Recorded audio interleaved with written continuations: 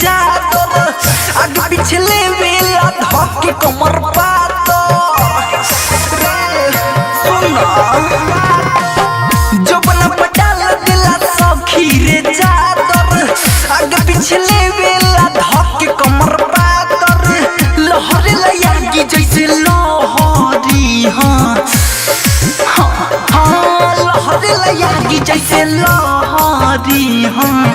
मारिला यरवा सखी रहरी सनीले वल्ले कहरी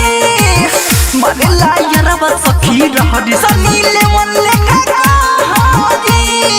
डीजे विकास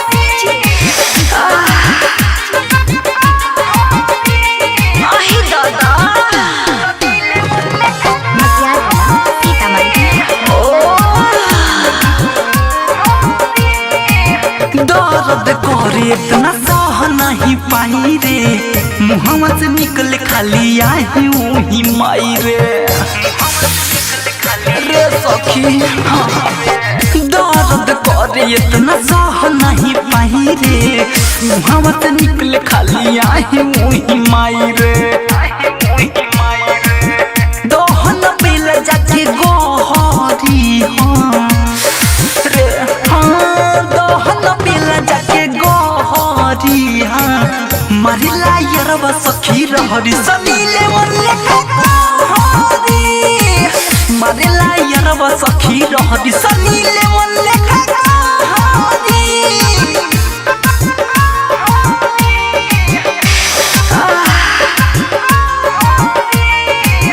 आही दादा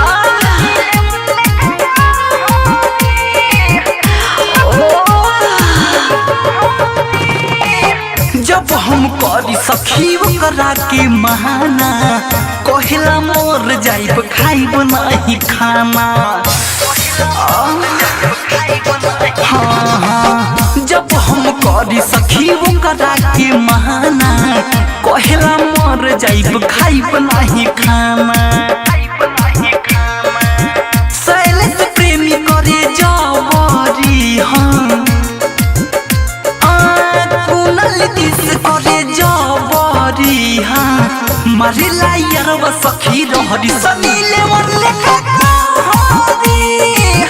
मारिला यरवा सखी रहरी सनीले वल्ले कहरी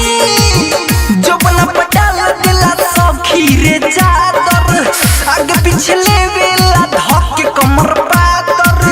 लहरे लयागी जैसे लहरी हाँ लहरे लयागी जैसे लहरी हाँ मारिला यरवा सखी रहरी सनीले वल्ले